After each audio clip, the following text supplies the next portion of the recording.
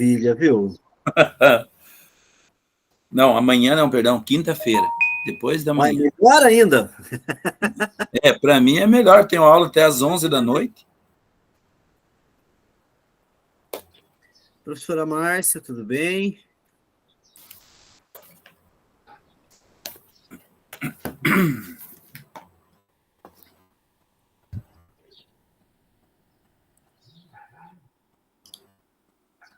Professor Professor João, César. recebeu? Recebi, professor. Até essa semana eu vou fazer amanhã eu tenho folga, aí eu vou fazer as correções, e aí qualquer coisa eu mando no particular, mas o teu tá tudo certo. Até acho que eu até já corrigi o teu, Edson. Sim. Beleza. Hoje Beleza? nós vamos apresentar, né? Não, hoje não. Ah, Semana que vem, Edson. então hoje não, de novo? Eu Eu, tô ansioso para terminar de uma vez. não, você vai. Semana que vem você é o primeiro a apresentar. Pode ficar tranquilo. Tá bom, então. É porque daí eu tenho que seguir os roteiros, né? Senão a gente já apresentava também. Mas aí semana que vem vai ter um tempo bacana para apresentar. Mas Tá estamos bom. terminando já. Falta 3 encontros só. A Não, gente... eu pergunto, porque o meu acho que ficou um pouquinho extenso. Uhum, E não, eu mas não nós vou vamos. conseguir, de última hora, em 5 minutos, eu não saio do chão, professor. Não consigo fazer nem a terça parte, Não, eu acho. tranquilo. Eu vou te dar. Semana que vem você vai ter um tempinho tranquilo para apresentar, Edson. Tá bom, então. Beleza? Beleza. Cadê o pessoal? A turma de vocês estão atrasando um pouquinho, um bocadinho.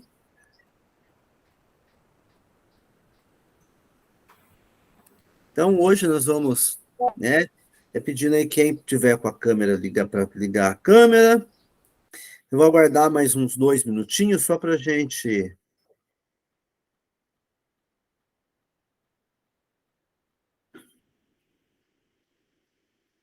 conseguir aí dar prosseguimento. O pessoal deu uma atrasadinha, mano.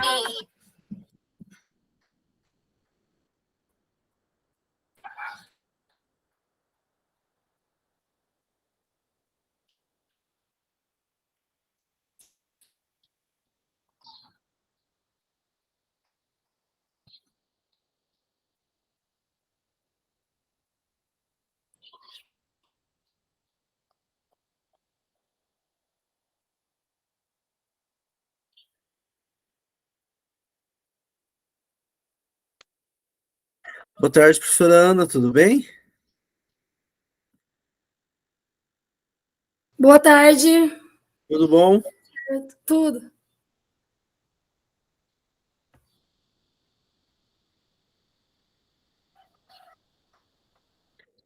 Tudo bem, professora Doroteia, tranquilo. A gente está vendo aqui que tá mais tranquilo. Ô, professor, e acho que eu não vou mandar arrumar já, né? Porque agora está acabando o ano, vou deixar para depois. Fique tranquila, professora. Tá? Pode ficar tranquila que a gente sabe as realidades de todo mundo. Fica sossegada. Então a gente só pede mesmo quem não tem, porque quem tem o problema de áudio, a gente compreende tranquilo. De áudio, vídeo, tá? Só esperar o pessoal aparecer, porque hoje, né, tão lerdiano, como se diz.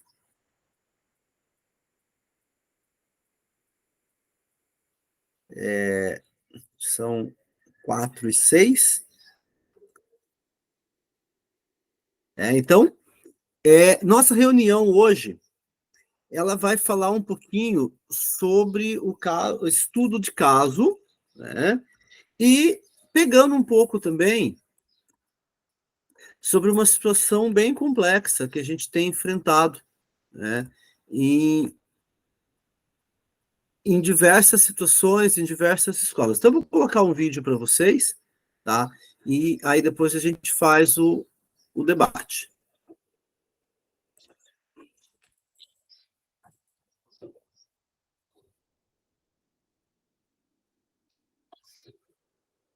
A escola é um dos locais com maior ocorrência de episódios de intolerância religiosa no Brasil. É o que mostra um estudo feito a partir de queixas das vítimas pela Secretaria de Políticas de Promoção da Igualdade Racial. Esta produtora cultural trabalha há 3 anos com projetos de teatro e dança sobre cultura negra para escolas públicas. Ela não mostra o rosto porque teme sofrer preconceito e conta que, por causa da intolerância religiosa, a relação com diretores, professores e até alunos nem sempre é fácil. Quando eu apresento o projeto na escola, eu preciso ter todo um cuidado para falar, para apresentar a proposta, primeiro para eles aceitarem, né? Porque se eles perceberem que existe algum momento do espetáculo que a gente vai falar sobre religiosidade, eles não vão aceitar. Ao invés de educação, discriminação. A escola é um dos locais onde há episódios de intolerância religiosa no Brasil. Os professores ocupam o 3º lugar de um levantamento que reuniu queixas registradas nos últimos 5 anos em todo o país. Os dados foram reunidos pela Secretaria de Políticas de Promoção da Igualdade Racial a partir de denúncias para o Disque 100 e estão no relatório da Comissão de Combate à Intolerância Religiosa. Como é que você pode ter uma pessoa que tem que educar, respeitar a diversidade, né? A solidariedade, ensinar, e na verdade você tem atitude de ódio. Assunto de religião, você só pode tratar na escola se tratar da diversidade religiosa, né? Se você trata de um só ponto de vista, de um ângulo religioso, você obviamente está ferindo a outros segmentos. De 2011 a 2015, foram registrados 40 casos de ofensas envolvendo professores no Brasil. O número representa quase 5% dos agressores identificados no relatório. Só fica atrás quando se tratam das hostilidades vindas de desconhecidos e dos vizinhos. O preconceito não escolhe religião, é registrado em todos os credos. A gente encontra esse tipo de barreira no governo e a gente encontra esse tipo de barreira na escola, né? Então tem que ter muita coragem, o profissional tem que ter muita coragem para abordar esse tema dentro da escola. É a hora de que a Secretaria de Estado Municipal e o Ministério da Educação chame-se uma responsabilidade de uma campanha contra esse tipo de atitude.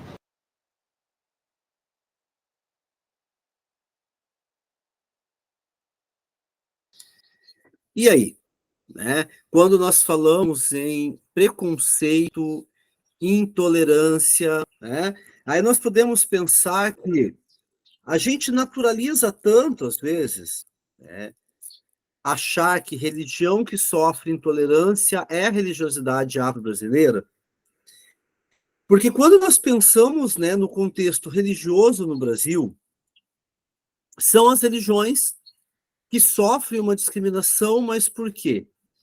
Por causa de um elemento a mais, que é o elemento racial, né? E aí, ontem, né, nós vimos as discussões e os debates da Semana da Consciência Negra, e aí é uma questão para a gente refletir, né? Eu não lembro se alguém de vocês frequenta ou já frequentou, é o adepto do espiritismo. Eu não lembro se alguém de vocês...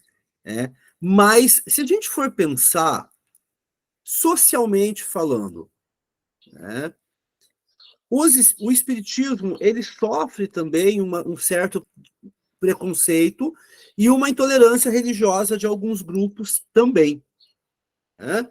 Eu me lembro que, quando eu era adolescente, eu participava de um grupo religioso e eu sempre me lembro disso e eu reflito como que a gente evolui na vida.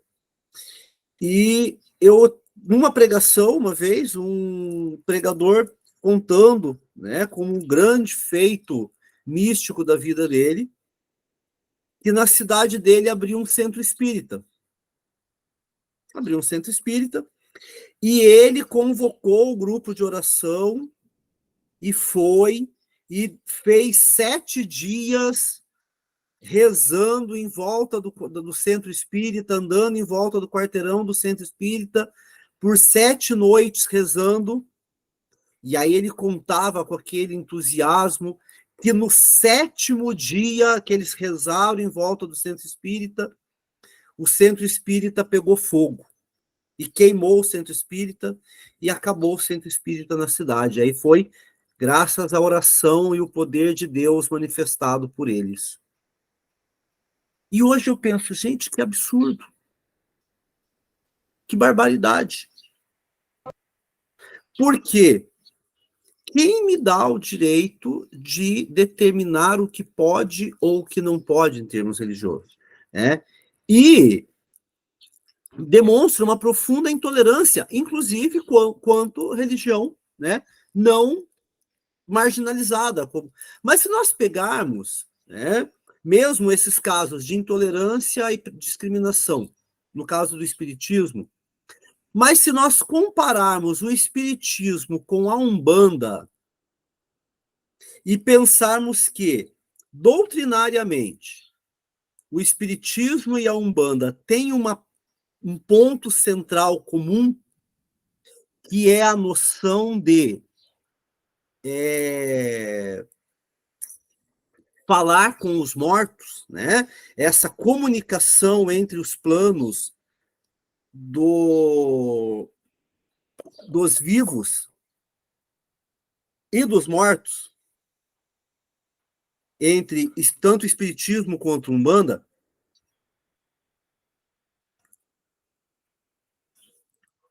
aí nós vamos ter o quê? Qual religião que sofre mais preconceito? É o espiritismo ou é a Umbanda? Né? E aí, por que a Umbanda sofre mais preconceito? Se, doutrinariamente, ela tem um mesmo o mesmo princípio, digamos, doutrinário. Né? Se nós pegarmos ali quem é dos anos 80, dos anos 90, e aí principalmente com as novelas da Jeanette Claire, da Elizabeth Jean, o espiritismo ele é alçado como uma religião moderna, uma religião culta, uma religião elitista. E a Umbanda não. A Umbanda já é retratada como o quê? Como uma religião marginal. Por que isso? É o elemento racial aparecendo aí. Da onde vem o espiritismo? Da Europa. Da onde vem a Umbanda? Da África. Se nós pegarmos, né? Se alguém aí de vocês que é pedagogo ou professor, semana pedagógica, a pedagoga prepara umas lembrancinhas e ela coloca uma frase da Zíbia Gasparetto. Ou coloca uma frase do Chico Xavier. Alguém vai reclamar? Talvez hoje algum neopentecostal reclame um pouco, mas tradicionalmente na sociedade se reclama? Não. Mas vai o professor colocar uma frase da mãe Estela de Oxóssi, da mãe Menininha do Candoá, do pai Sérgio de Ogum para ver? Vai dar um problema. Então, quando nós analisamos a questão da intolerância religiosa, nós temos que pensar sobre dois aspectos. Primeiro, que a intolerância religiosa, qualquer religião pode ser alvo.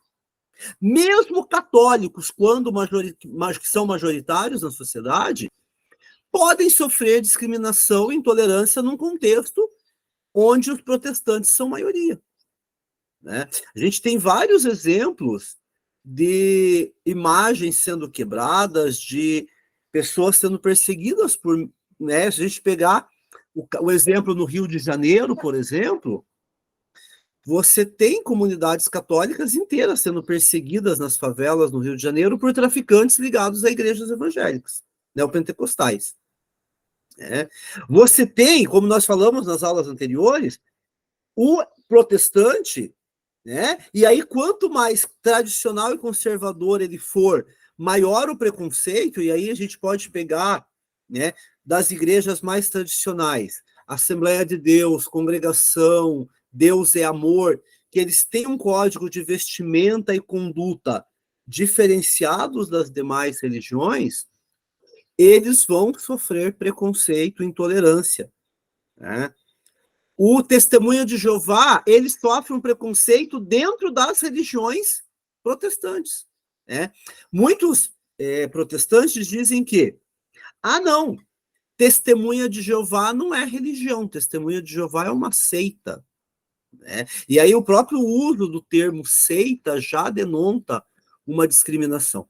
Então, quando nós pensamos em termos de intolerância religiosa, nós podemos partir do seguinte: em sala de aula, que ações você, professor, professora, pode tomar para combater a intolerância e o preconceito religioso no seu ambiente escolar? Então, agora eu vou passar um Jamboard para vocês, né? E aí eu quero que vocês acessem, por favor, e escrevam lá numa nota adesiva quais ações você pode tomar. Enquanto isso, pode falar, César.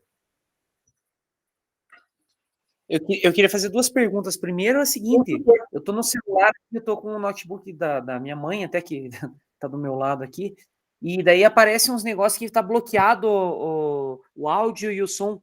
Eu queria saber como que faz para tentar abrir, porque no computador seria melhor para mim. Eu não estou acostumado com esse computador. Quer ver? Você tem que dar a permissão. Normalmente, César, quando você abre do lado o navegador, você vai aparecer ali do lado esquerdo no navegador um cadeadinho. Daí você clica no cadeadinho. Pois teria que aparecer esse cadeadinho. Mostrar, tava falando para mim aqui, mas eu até não achei esse cadeadinho aqui no. Deixa eu ver. É na barra de navegação. Sim, é que eu imaginei na barra de navegação mesmo. E não tá abrindo esse cadeadinho. Ó, você tá... Ô, César, Oi? desculpa aí, professor. Na minha barra de navegação, do lado direito tem uma câmerazinha. Ali também pode permitir. Aqui, ó, eu vou até Qual ligar navegador aqui, você está usando? Qual navegador você está usando, César? Chrome, quer ver? O Chrome. Tem ali uma câmerazinha. Pera lá. Vou virar aqui. Aí, abriu. Estamos vendo, César. Hã? Não, mas não é. Esse aqui é no celular. No celular.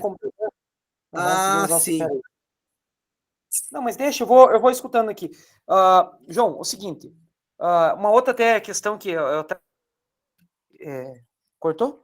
Que eu estava falando. Pode falar. Quando que começou a surgir, uma curiosidade minha, quando começou a surgir dentro do movimento evangélico, tenho muitos familiares evangélicos, minha avó, inclusive, é adventista, vamos dizer assim, como é que eu vou falar? Não é todo mundo, claro que a gente sabe que não, né? Até o católico tem isso, né? Sou católico, mas vamos dizer, essa raiva, assim, até mesmo contra outras igrejas, uma coisa mais forte, assim, mais fundamentalista, já digo, porque, como eu sempre falo dentro da sala para os alunos, né?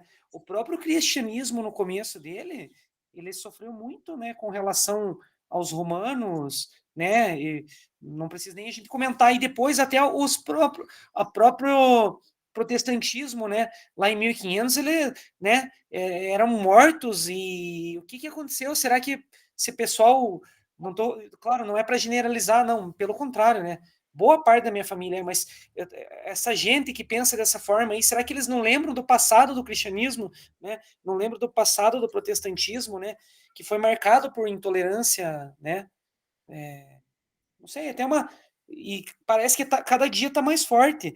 E aí você vê, né, que nem eu falo para os alunos, né, a questão lá, não sei se vocês têm acompanhado aqueles pastores lá, né, vou citar aí, aquele R.R. Soares, não sei se alguém viu lá o que aconteceu lá com ele lá, um youtuber pegou e 17 vezes, tipo, ao longo de anos, assim, pegou vídeos dele, tipo, conversando com o mesmo cara, e aí, vou escolher você. O que você tinha? Eu tava com dor na cabeça, mas me curei. Daí passa um tempo, o mesmo cara, sabe?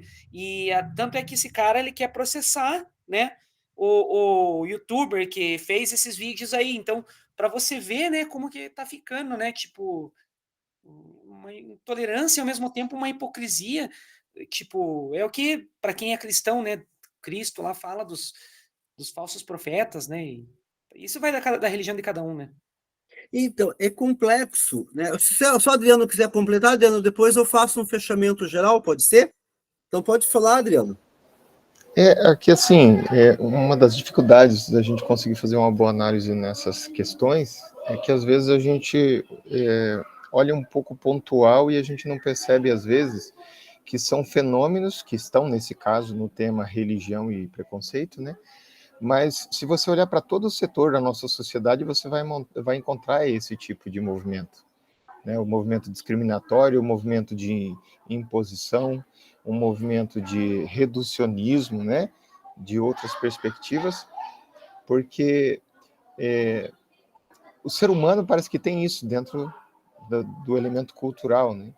Eu já fui discriminado por ser católico por ter uma namorada protestante certa vez, né? E eu fui ameaçado, inclusive, de apanhar pelos irmãos por conta dessa questão religiosa. Então, assim, existem aquelas mais hegemônicas que a gente percebe que aí comete mais essa discriminação, né, esse preconceito. Mas você vai perceber que é um elemento humano e não é da religiosidade.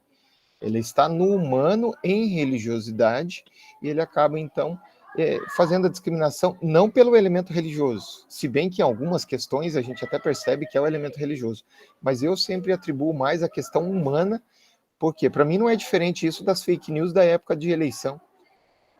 Para mim é o mesmo movimento ali, só que ele vai tomando uma roupagem diferente em cada circunstância.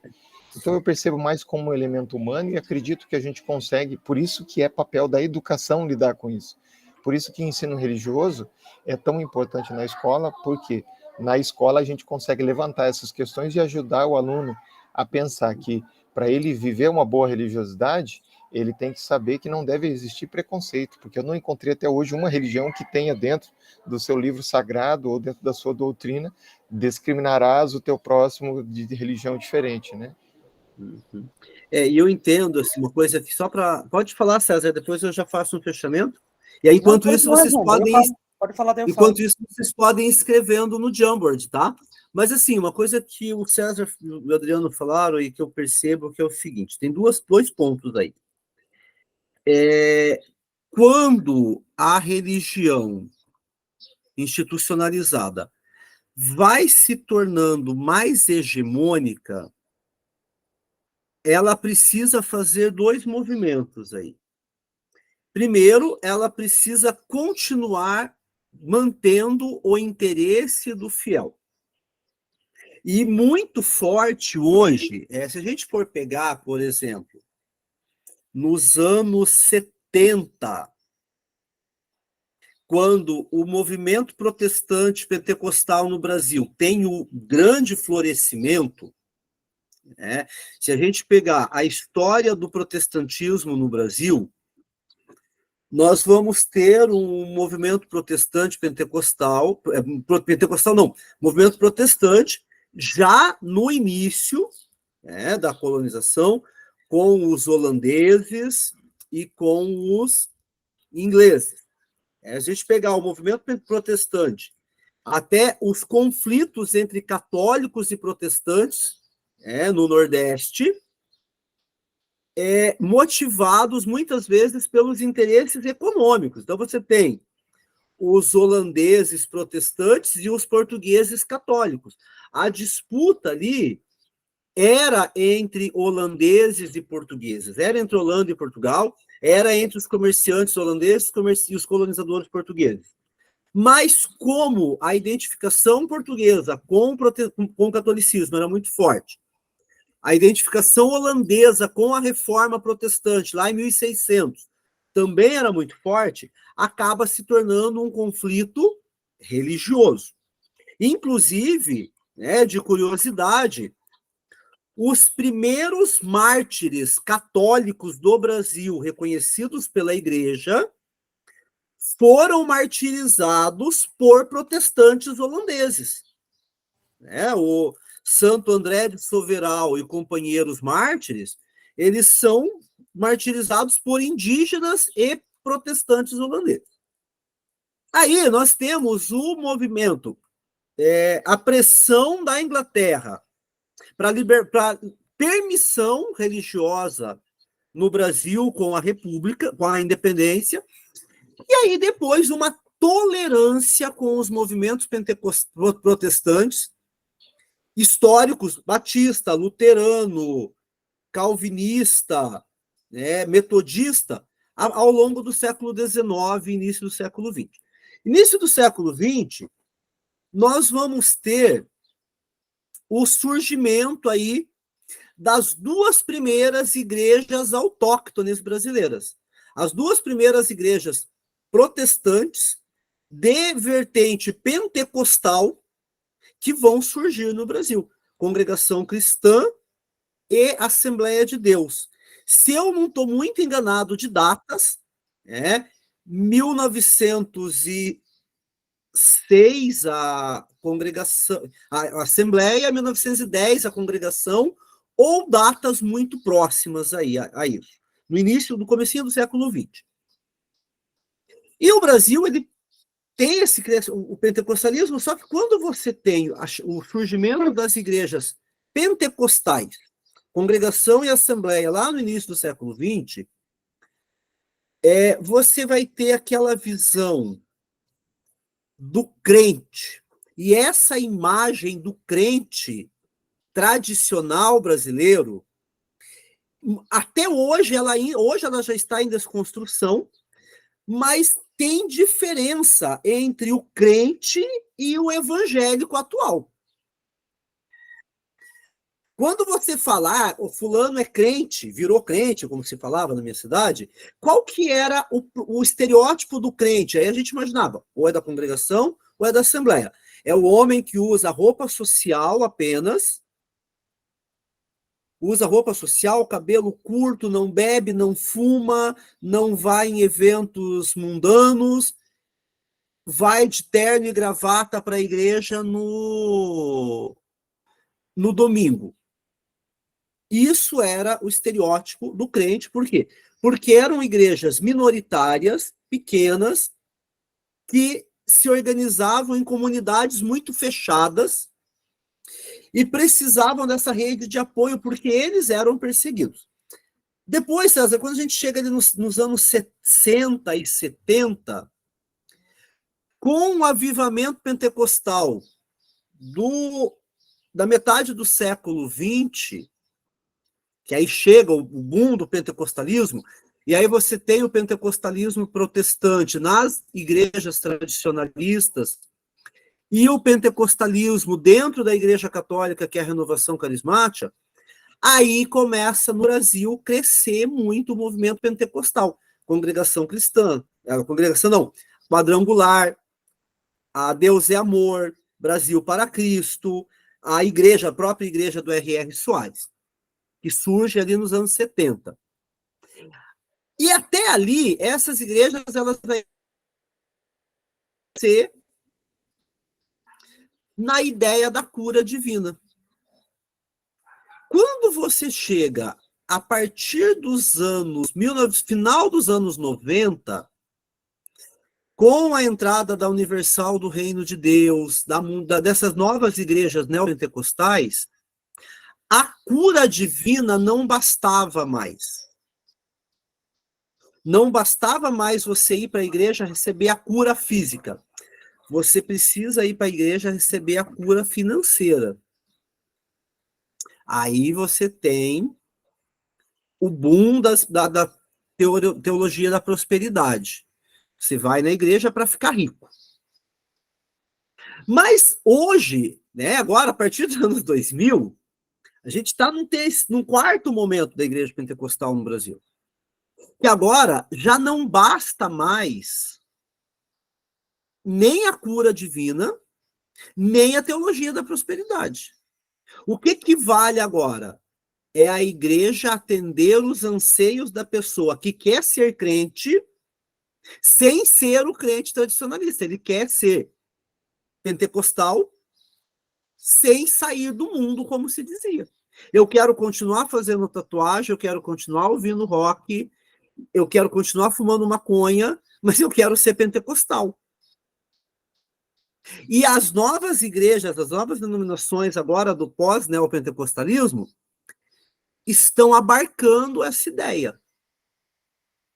Como manter uma coerência, um grupo coeso dentro de uma estrutura doutrinária e hierárquica com esse liberalismo que nós temos hoje? Aí a gente entra nesses discursos mais radicais, porque nesse novo tempo agora, o radicalismo une. Então, quando você tem um discurso radical contra algo, você une aquele grupo pela aversão ao outro. Então, eu preciso gerar um inimigo externo, digamos assim, eu preciso gerar algo que cause a repulsa coletiva, que cause a indignação coletiva,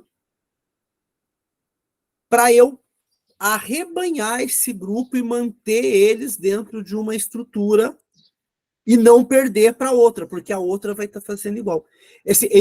Pelo menos a minha análise hoje, né, do movimento que está tomando de assalto, claro que nós temos, vamos analisar a questão da fé ou da individual, estou analisando em termos estruturais de discurso das igrejas pós-neopentecostais hoje no Brasil, né? Que dentro do movimento protestante eles chamam das igrejas de parede preta, né? As igrejas de parede preta, elas têm o quê? Um discurso midiático.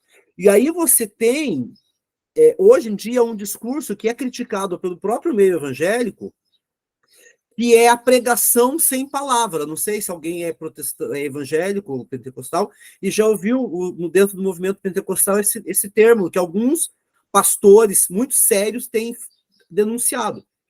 É uma pregação sem palavra, a pregação que é mais coach motivacional do que pregação da doutrina cristã.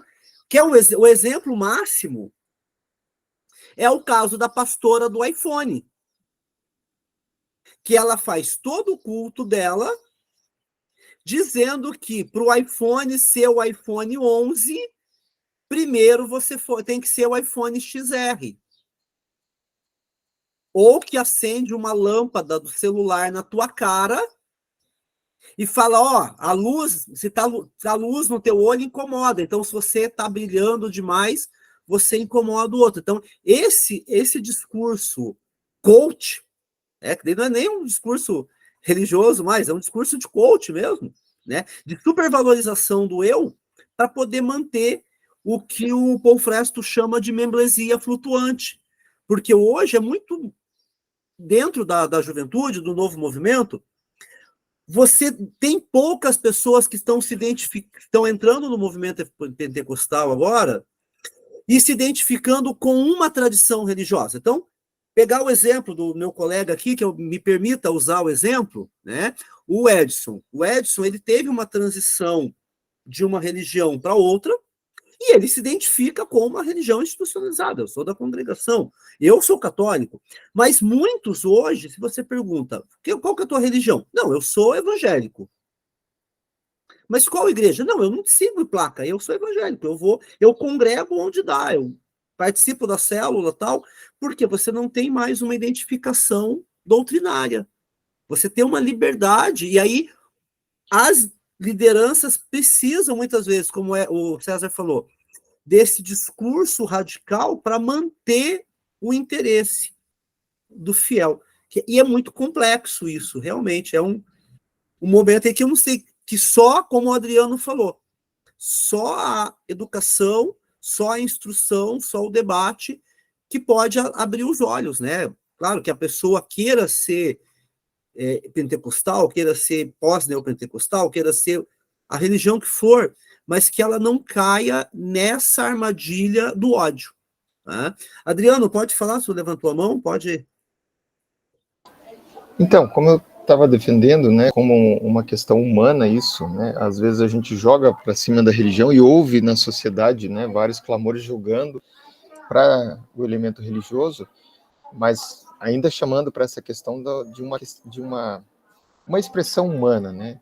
E aí eu trago o Nietzsche para reflexão a partir da questão do niilismo. E todas as religiões estão, inclusive, acredito já que seja um ponto a mais dentro do ecumenismo, é esse trabalho de, primeiro, busca dos elementos essenciais de identidade de cada religião. E principalmente nesse movimento, eles encontrarem o que aproxima, e obviamente vai encontrar, porque todas as mensagens religiosas, elas tendem para esse caminho, que é a proximidade, a não discriminação, a busca da verdade, né? Todas as religiões vão apontar esses elementos. Então, hoje, o que eu vejo mais, todo esse movimento que você fez análise aí, apontando para uma tribalização da religião. Então, assim, eu faço parte de uma religião porque eu quero fazer parte de um grupo. Quero entrar no grupo de WhatsApp da igreja, na rede social da igreja e compartilhar com as pessoas, mas eu não quero ninguém pisando no meu calo, no sentido de estabelecer doutrina, não quero que critiquem a minha estética, o que eu apresento, né, enquanto postura, né, social, e eu quero simplesmente ter um lugar para ir quando eu quiser, do jeito que eu quiser, seguir da forma como eu quiser. E parece-me que todas as religiões já estão com um movimento não contrário a isso, porque daí tem a repulsão, né? Mas de levar os seus fiéis a entender, gente, é estilo de vida, religião faz parte de estilo de vida. Você vai se aderir a um elemento que vai ajudar na tua formação humana. E a religiosidade é um dos pilares da formação humana. Só que parece que, claro, todo movimento como esse chega uma hora no vazio, no niilismo total. E somente aquelas partes, né, dessa religião em si, que ela conseguir permanecer nos elementos fundamentais, é que vão superar, e é também por meio desse elemento que a gente consegue fazer o processo da educação. Porque você ouve líderes religiosos, eu converso de várias outras religiosidades, e todos eles apontam isso aí. É só a gente aguentar firme dentro dos princípios fundamentais que a gente vai chegar onde a gente precisa. Bacana, não, perfeita análise, Adriano, muito bem. César tinha levantado a mão? Já tô, acho que, falando demais aí, né? Imagina, gente, eu gosto desse debate de ideias. É um debate de ideia que rende bastante, né? Às vezes até costumo discutir, às vezes tem mães de amigos, assim, né? Conversa vai, conversa vem, né? Por exemplo, né? Claro que, assim como o católico também tem a questão dogmática, o próprio evangélico também tem muito isso, né? Muitos, né? Todas as religiões, né? Não, mas ó, veja tal coisa, o católico tá errado porque, ó, isso aí tá escrito lá na Bíblia, mas horas, ótimo, beleza, quer seguir desse jeito? Se for ver todos, né? Todos eles não seguem todos os então muitas religiões elas acabam, não, isso aqui me convém, então isso aqui é errado, tá na Bíblia. Daí quando vou dar um exemplo lá, que eu sempre falo, então o cara mais certo, vamos dizer, se fosse para seguir essa parte dogmática, seria o próprio, vamos dizer, tirando a questão do Novo Testamento, seria o judeu, né? E nem eles mesmos acabam seguindo, porque tem o ortodoxo, tem o cara que já é mais totalmente liberal, né? Então, por exemplo, né, se for para seguir exatamente, né, dentro do cristianismo, até esses dias eu estava discutindo com uma colega minha que estava falando sobre ensino religioso, ela é professora de matemática. Ela falou, o judeu, ele não come nem a carne misturado com o laticínio, né? Então, veja, mas por que? Está escrito na Bíblia. Então, quando alguma pessoa, sei lá, seja católico, não, mas isso aqui não pode, né? Então, muitas vezes as religiões, elas incorporam, o que eu quero dizer? O que convém. Eu sigo um carinha que ele é, acho que até pastor, eu sou católico, mas eu acho muito legal as falas dele, que já foi na televisão, que ele é Caio Fábio, não sei se alguém viu. Ele consegue, de uma forma leve, sabe, passar o que está escrito dentro do ensinamento cristão, né? E respeitando todas as religiões, né? Então, eu acho muito, muito legal. Eu vejo muito o que ele fala, assim, e alguns outros caras. E vejo, volta e meia, galera malhando lá, vamos dizer, pessoal, seja católico, evangélico, mas malhando a doutrina deles, sabe? Não, porque isso aqui sabe, coisa assim. Não, e essa questão que você colocou, acho que é interessante, César, que só para compartilhar, eu trabalhei com um colega, professor, e ele é judeu. Ele vai para a escola, ele usa o kippá, ele é judeu, ele congrega, vai na sinagoga. Mas, ano passado, Semana da Consciência Negra, tivemos uma feijoada na escola, ele se acabando num pezão de porco. Aí eu falei, mas como isso? Me explica. Ele não. A Torá tem 613 mandamentos. Eu não preciso seguir todos, eu posso seguir a maioria. Mas então você está sendo um judeu self-service, né? Serve que te convém. Mas assim, é o que o Adriano falou. É do ser humano essa busca. E aí eu tenho 2 pontos, assim, para a gente poder, quando a gente entra na questão da intolerância e do preconceito.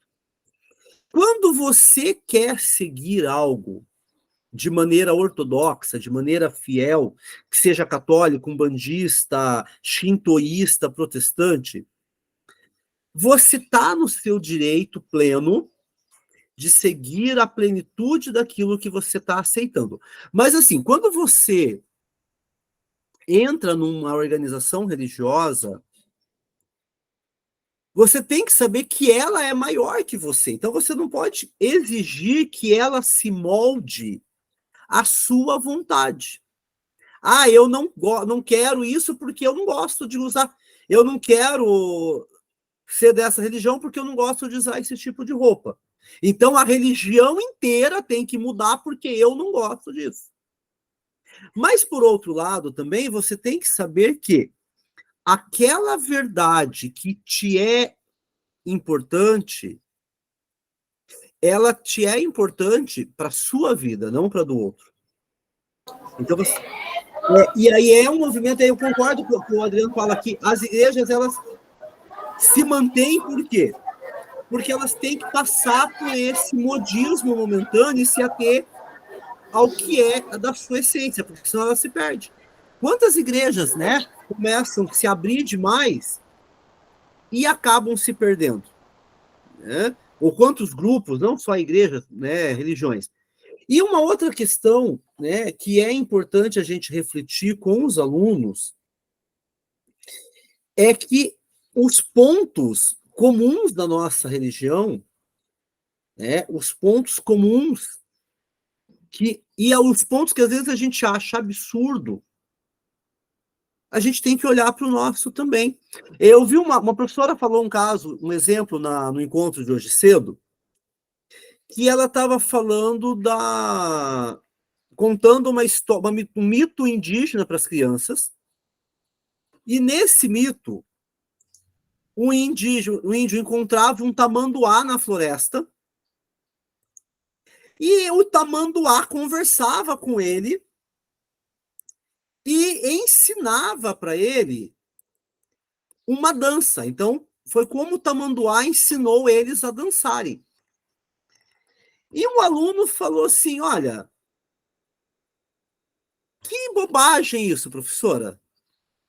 O índio conversando com o tamanduá. Onde já se viu, né? Tamanduá falando agora e deu risada da mitologia indígena. E a professora falou assim, olha, mas você é de qual religião? Eu sou católico. A professora falou, mas um tamanduá não pode falar, mas uma cobra e uma mula podem? Que a Bíblia apresenta a cobra falando com Eva e a mula falando com Balaão. Por que quando está no teu livro sagrado não é absurdo? Quando está no livro sagrado do outro é? Quando a gente fala, o judeu muçulmano não pode comer porco. Mas a minha religião me pede para não comer carne na quaresma. Por que para mim, quando é uma restrição alimentar, para mim, beleza? Para o outro, não. Né?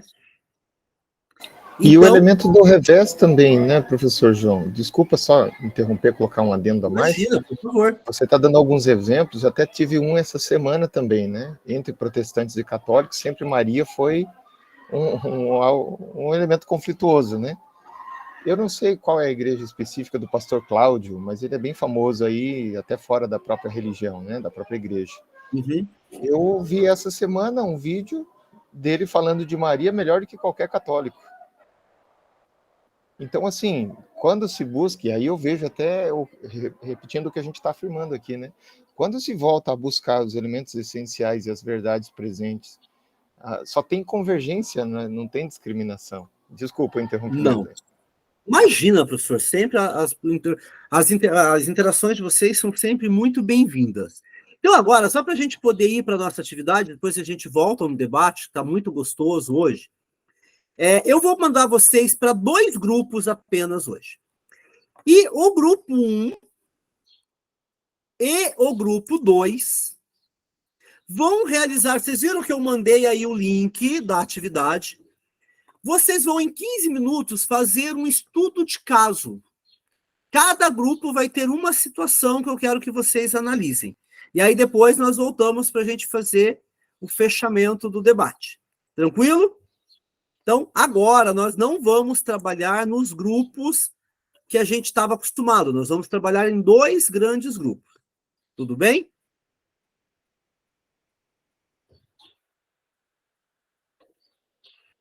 Então, podem ir indo lá para os grupos, tá?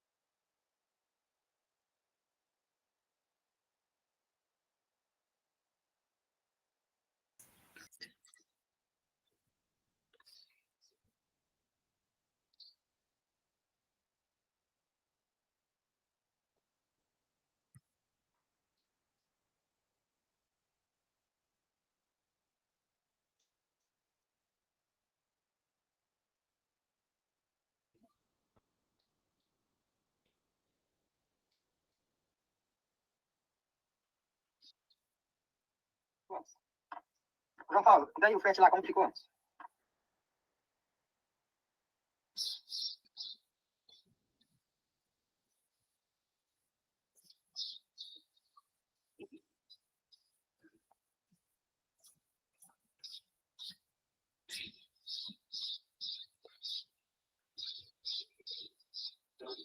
Ah, mas então tá bom, qualquer coisa você me fala então, tranquilo.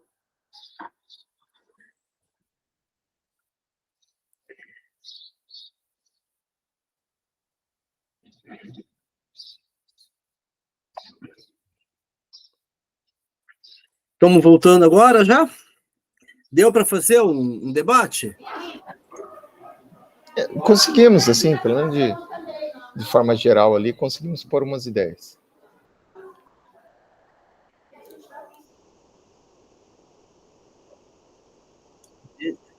Beleza.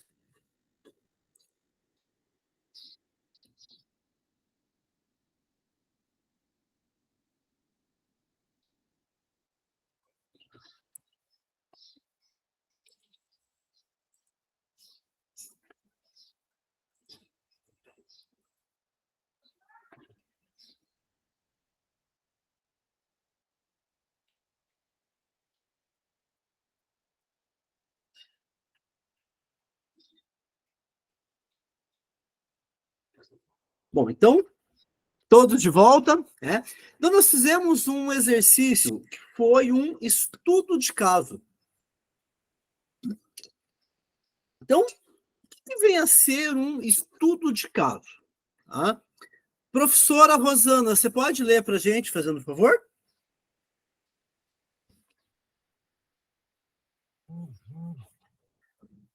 Professora Rosana? O microfone está desligado, professora. Lê aonde? Isso. Que eu tô no celular. Só um pouquinho. Deixa eu ver. Ah, eu estava compartilhando na outra tela. Espera aí. Já vai aparecer para vocês. Espera. Aí. Consegue? Qual deve ser o foco ao se aplicar esta metodologia?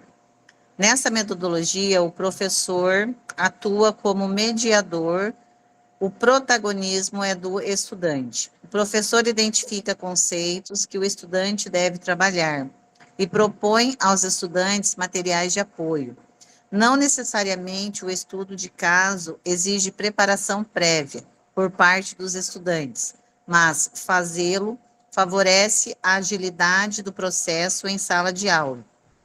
Durante o processo, o professor pode propor questões e indagações sobre as soluções apresentadas de forma a estimular ainda mais os estudantes.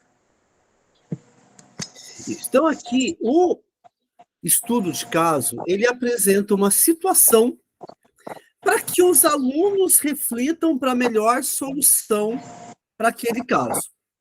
No exemplo que vocês trabalharam, né, o que vocês foram convidados a fazer? A refletir sobre uma situação, né, pode ser uma situação real ou não, e apontar possíveis caminhos e soluções. Tá? Quais as características, então, de um caso a ser estudado? Moemas, pode ler para a gente, fazendo um favor? Posso. Quais são as características de um caso?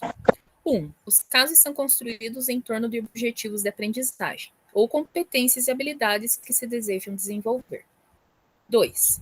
São situações baseadas em eventos reais ou que poderiam perfeitamente ser reais e contam uma história, o que favorece o engajamento dos estudantes. 3. Não costumam ter uma única solução óbvia, o que pode incomodar os estudantes que se preocupam em demasia com a resposta correta. 4. Os casos podem apresentar um relato completo, inclusive a solução para análise. Mas isso não é regra. Eles podem ser situações abertas que exijam soluções por parte dos estudantes. Então, aqui nós temos várias formas de trabalhar um estudo de caso. Por exemplo, o que eu apresentei para vocês? Uma situação aberta. Né? Cada grupo precisava chegar a uma resposta que dependia da análise e da visão de cada um. Mas também eu poderia ter colocado naquele exemplo que vocês trabalharam a seguinte questão. O professor do aluno Marcos, quando ele questionou sobre o islamismo e o terrorismo, apresentou uma descrição da visão religiosa do islamismo e da separação entre a visão religiosa e o extremismo. E também disse que o extremismo religioso pode acontecer em várias religiões. Então, eu já dei a solução. Mas o que vocês poderiam fazer? Mediar se aquela solução era a mais adequada ou não.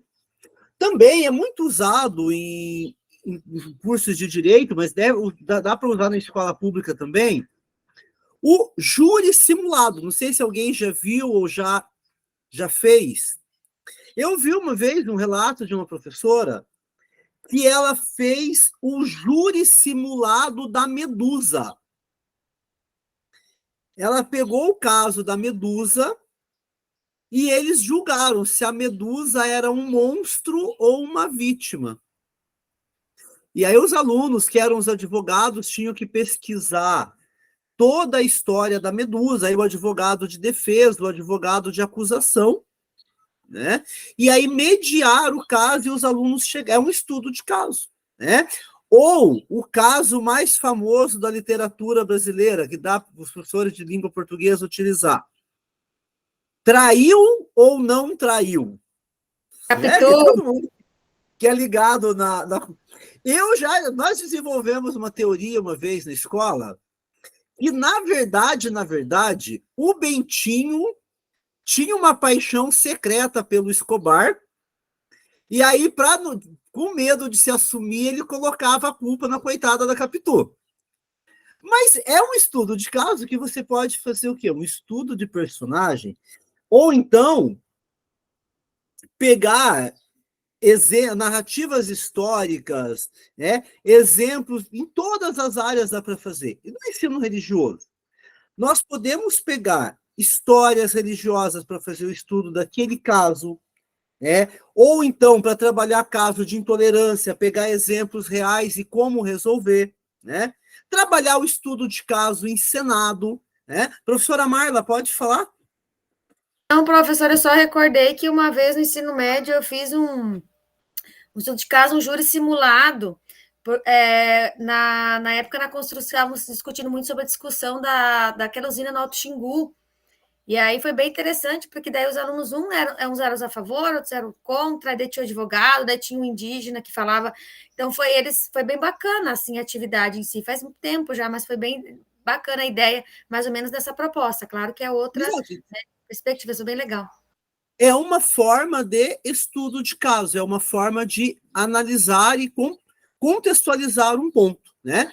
Para nós fazermos um bom estudo de caso com os alunos, nós temos 3 momentos. Tiago, você pode ler para a gente, fazendo um favor?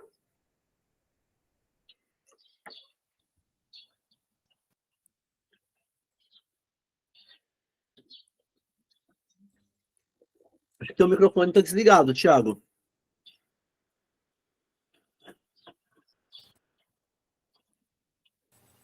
Agora eu consegui ligar. O computador Agora tá meio sim. ruim aqui. Tipo, tem hora que a câmera tá desligando e o microfone eu tive que clicar várias vezes para ele ligar. Beleza. É o terceiro. Isso. Socialização. Este é o momento de apresentar ao grande grupo as soluções ou possíveis soluções ao caso apresentado. Privilegia-se a criatividade e a qualidade da argumentação apresentada pelos alunos. Pode. Isso. Então, esses 3 momentos aqui, né? A apresentação, a discussão e a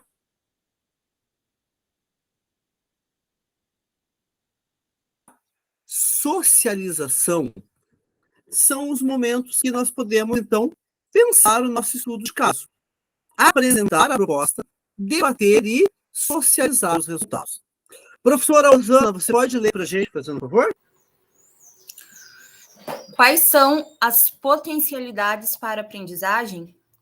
Desenvolvimento do pensamento crítico. A metodologia de estudo de caso permite que os alunos analisem e avaliem diferentes perspectivas, promovendo o pensamento crítico. Aplicação prática do conhecimento. Os estudos de caso oferecem aos alunos a oportunidade de aplicar o conhecimento teórico em situações do mundo real, tornando a aprendizagem mais significativa. Tomada de decisão informada. A análise de estudo de caso permite que os alunos avaliem diferentes opções e tomem decisões informadas com base em evidências e raciocínio lógico. Então, quando a gente trabalha esse ponto, né? Por mais que, às vezes, o aluno, no primeiro momento, ele traga algumas ideias estapafúrdias ali, meio fora da realidade, qual que é o objetivo do estudo de caso? Você trabalhar com ideias diferentes para, a partir do debate, a partir da análise, a partir das contradições, você conseguir evidências e raciocínio lógico. Né? Não apenas do eu acho, eu penso que é assim, eu quero que seja assim. Eu acho que eu já mostrei para vocês, inclusive, aquela imagem do 6 ou do 9. Quem já foi meu cursista, eu já mostrei. Eu não sei se todos conhecem. Que é um estudo de caso, né? Que dá para trabalhar com os alunos, né? Quando se mostra uma imagem, né? E aí tem aquela ideia de que tudo é ponto de vista, eu tenho uma birra dessa ideia, né? O que a gente pode colocar para os alunos? Um debate, né? Você pode propor um debate, esse aqui seria um bom estudo de caso, né? Quando você coloca, né, um debate, principalmente no ensino religioso, e você apresenta para os teus alunos um caso, né? E aí, né, quem já fez o Formadores comigo, eu já trabalhei essa imagem, mas quem não fez ainda? Que número que é? Quem que está certo? É um 6 ou é um 9?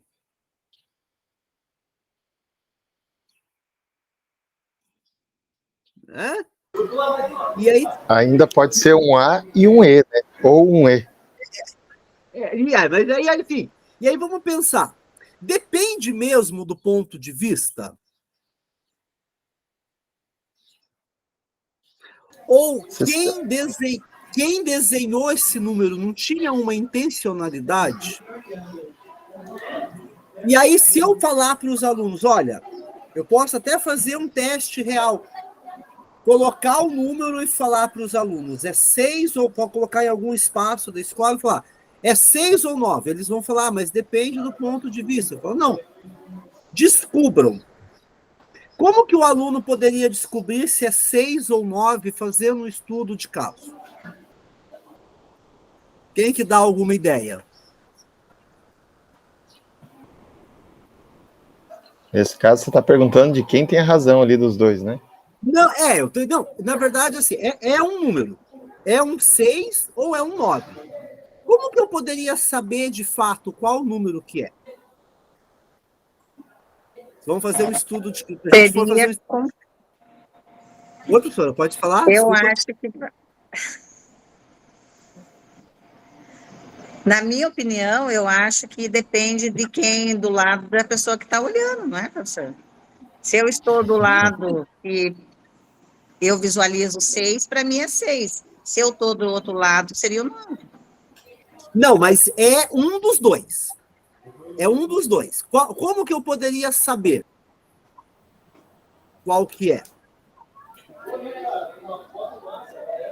Ó, estudo de caso aí com vocês. Eu estou dando um problema e vocês vão... Eu daria opinião para os dois, tentar encontrar quem colocou aquilo ali e tentar saber o que ele quis Isso é quando uma colocou. forma. Qual o número Só que que é? assim, certa vez, João, eu estava em um simpósio em Foz do Iguaçu e eu, inclusive, eu tive um certo conflito lá com o palestrante, exatamente por ele defender dentro das linguagens, né, doutor, e olha eu lá metido, questionando o cara, né? E o cara defendia isso, que alguém, quando produz um texto, um livro, qualquer coisa, depois que ele produziu, ele joga a total interpretação. E aí eu levantei o questionamento, espera, mas aí, mesmo na nossa linguagem, não tem a necessidade de que a gente procure, pelo menos como um dos critérios, tentar entender qual foi o valor, quais foram os valores e as intenções de quem produziu. O cara simplesmente respondeu assim, não, depois que jogou, só a interpretação dá conta. Olha, eu vi não lembro se é uma frase do Veríssimo, Adriano, que ele fala o seguinte: se quando alguém lê uma obra, precisa perguntar o que o autor quis dizer com aquilo, um dos dois tem problema. E aí eu vejo assim, aí eu fico pensando, uma obra ela tem uma intencionalidade.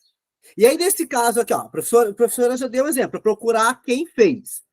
Mas eu não tenho quem fez aqui, eu não poderia pegar outros elementos? Tem outros números como referência?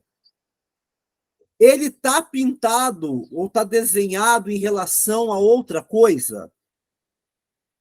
Então, é a provocação do quê? De ajudar os alunos a chegarem numa sequência lógica, né? Por exemplo, quem já jogou bingo, quem já cantou bingo na escola? Aí toda escola já fez bingo na vida, né? Quem já cantou ou igreja, né? Aí, ou igreja. Cai a bola com 6 e com 9. Como que eu sei? Se é Bingo no pé. Bingo, você já sabe, já o Adriano canta bingo, né? Bingo no pé, 9 é. Você tem um elemento a mais. Daí aparece uma pessoa lá que tinha o 6 na cartela e fala assim, não, eu bati, ó. Saiu esse... Não, mas é 9. Não, depende do ponto de vista. Se eu virar de cabeça para baixo, é 9, é 6. Não, eu tenho um referencial. Então, o estudo de caso, ele serve para quê? Para a gente provocar. Serve para a gente mexer com os sentimentos mesmo. E aí, geralmente, um estudo de caso, ele geralmente vai ser uma coisa bem mais extrema do que a realidade. Mas também nós podemos fazer um estudo da realidade. Hoje cedo, um colega colocou para a gente que ele estava trabalhando a Semana da Consciência Negra agora, e um aluno levantou e falou para ele, não tenho que você me fale que vai me fazer gostar de negros. É um caso para a gente pensar. O que fazer nessa situação? Né? E daí uma professora contou um caso que ela passou por uma situação parecida. Ela dava aula para crianças de 6 anos e 2 amiguinhos discutindo, estavam fazendo uma tarefa junto, e um amiguinho não queria pintar tinham vários personagens de mãos dadas, era para pintar um de cada etnia, e um dos menininhos não queria pintar um personagem de cor escura, né, de pele negra. E ele falou para o coleguinha, não, eu não quero fazer isso porque pessoa negra é ruim, pessoa negra é malvada. E a professora falou, mãe, uma criança de 6 anos, o que está acontecendo? E ela foi investigar qual que era o cerne da questão. O pai desse menino era negro, a mãe branca, eles se separaram num divórcio não amigável, e a mãe falava tanto mal do pai para o filho que ele internalizou no geral. A professora foi trabalhar com a criança essa desconstrução que vem do preconceito. Olha como que é profundo, desde o pequeno, né? E a professora passando aqui, ela viu como que um preconceito, uma discriminação surge numa criança. Não é do nada. Não é à toa que surge. É algo construído. Então, esses casos, a gente coloca assim, os casos mais... E eu gosto dessa imagem aqui, porque ela realmente suscita polêmicas, porque hoje os nossos alunos vêm muito com essa questão, né? Depende do ponto de vista, depende da minha opinião, e tem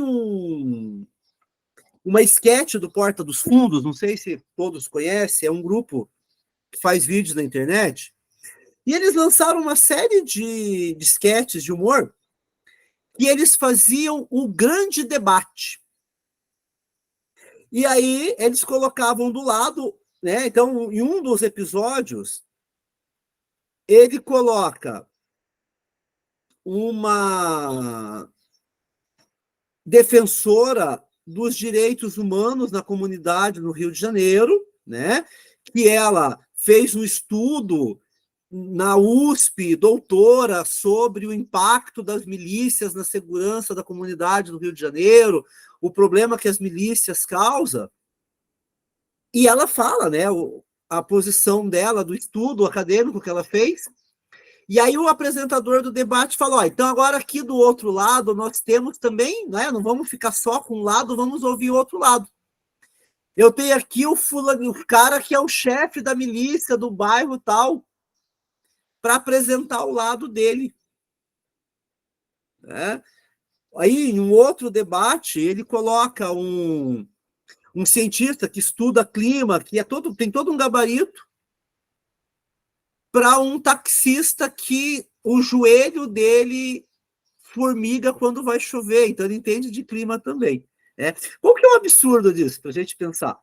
Nem toda opinião é válida. Quando os alunos muitas vezes colocam em sala assim, fala o maior absurdo, fala, mas essa é a minha opinião. Eu já falei, olha, meu filho, muitas vezes a tua opinião não serve para nada. A opinião, ela vai servir quando você vai discutir qual que é o melhor time de futebol do Brasil. Aí é a tua opinião. Né? Qual sabor de sorvete é mais gostoso? É a tua opinião. Mas tem casos que a opinião realmente não importa. O que importa são os dados. E fazer um estudo de caso provocativo ajuda o nosso aluno a ir treinando essa desconstrução do senso comum. Né? Então, o estudo de caso ele tem essa funcionalidade, ele tem esse trabalho de, a partir do debate, levar os alunos a se calcarem em evidências e raciocínio lógico. Porque quando o aluno, ou quando a pessoa fala uma coisa, né, pode falar, por exemplo, que vacina causa autismo. Já ouviram essa história? Né? Surgiu, e, por incrível que pareça, né, a mulher do Jim Carrey, por exemplo, ela patrocinou uma ONG que difundia essa teoria contra a vacina. Por quê? Um cientista estudou 1.000 crianças que tinham autismo e ele identificou um padrão. O padrão que ele identificou é que todas as crianças que ele estudou que tinham autismo eram vacinadas. E aí, com base nisso, ele coloca que a vacina causou autismo e surgiu o movimento anti-vacina nos Estados Unidos. Só que aí eu vi um cientista falando, não, mas todas essas crianças bebiam água também.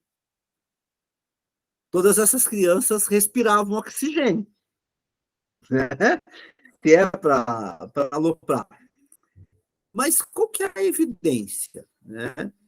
Então, o estudo de caso ele vai ajudar o aluno a refletir. né, sobre o absurdo, né, e sobre a solução para um problema com base no raciocínio lógico.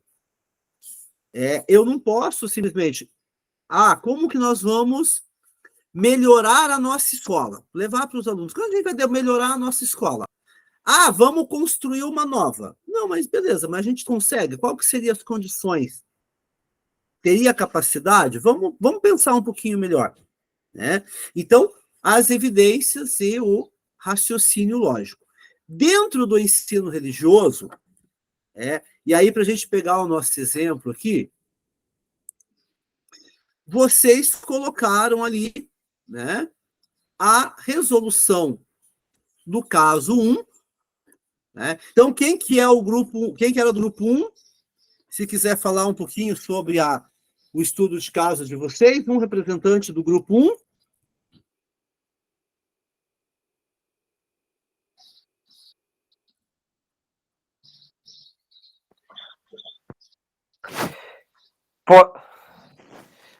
Pessoal, se quiserem que eu leia, eu leio. Ali, o que é? Audrey, vou escrevendo. Pode ver, César. Então a gente discutiu, e inclusive continuamos discutindo ali sobre o que estava as nossas discussões do grupo anterior. Então daí a gente colocou ali, registra aqui as ações que poderiam ser tomadas visando solucionar o problema apresentado nesse estudo de caso. Ações para conhecer, conscientizar sobre as religiões de matriz africana, né? Informações, contato, vivência com praticantes da religião, né? Desenvolver as atividades e discussões que evitem pré-julgamentos e que ressaltam a diversidade. Nós tínhamos até comentado também sobre a questão de, às vezes, você começar a ver as obras, por exemplo, questões sociais que muitas vezes que eram para fazer as religiões hegemônicas, né? E algumas fazem muito bem isso, e outras, né, que vamos dizer que o povo de Deus, né, entre aspas, né, que as pessoas, né, falam e acabam não fazendo, né? Enquanto as, né, de outras matrizes, né, que seriam o errado, entre aspas, num país de maioria cristão, né, como muitas pessoas acreditam, fazem coisas muito mais eficientes para a sociedade, né? Questões né, questão de cesta básica, campanhas de agasalho, né, esse tipo de coisa, e várias coisas, né? Até questão de caráter aí entra também. Muito bem. E como que foi trabalhar para vocês trabalharem um estudo, fazendo esse estudo de caso em grupo? Foi tranquilo? O que vocês acharam? Seria reproduzível em sala de aula?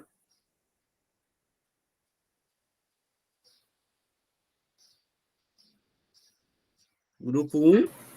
Eu achei bem tranquilo, na verdade é uma situação que um estudo de caso até bem comum, infelizmente, né, que a gente tem pelo menos uma vez no ano com um acontecimento assim na escola. Eu achei bem tranquilo, um texto sucinto para eles. Até no primeiro horário eu entrei numa turma e a gente trabalhou um estudo de caso que era de redação, que o presidente substituiu o professor. E eram 6 anos, então eu acho bem tranquilo, assim. E eles participam também, gostam de comentar, dar sua opinião. Muito legal, professora. E o grupo 2, né? Quem que quer falar em nome do grupo 2? Alguém do grupo aí vai querer colocar? Fique à vontade, pessoal.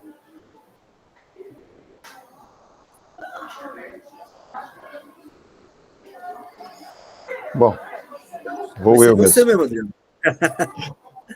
Então, foi bacana a discussão e deu para perceber o pessoal todo também com atenção a essa questão, né, de discriminação e principalmente trabalhar os elementos que ajudam, né, a superar a discriminação, fake news e tudo mais, né?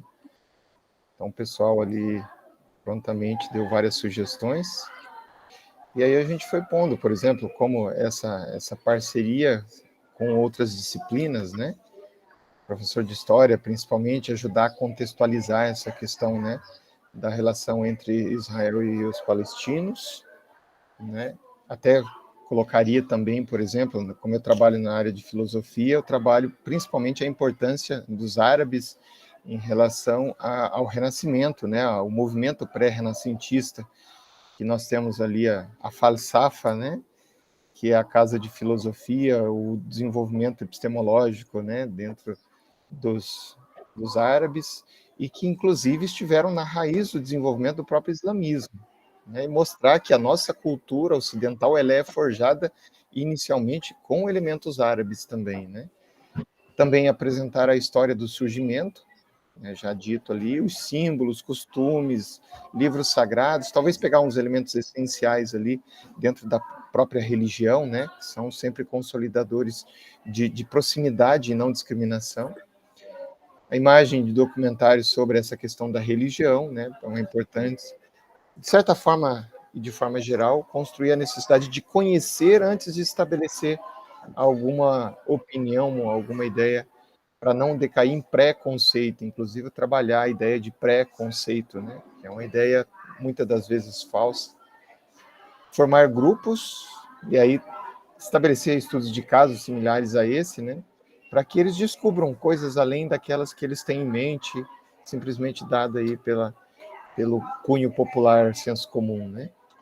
E a partir disso, né, estabelecer uma apresentação daquilo que foi descoberto durante esse estudo.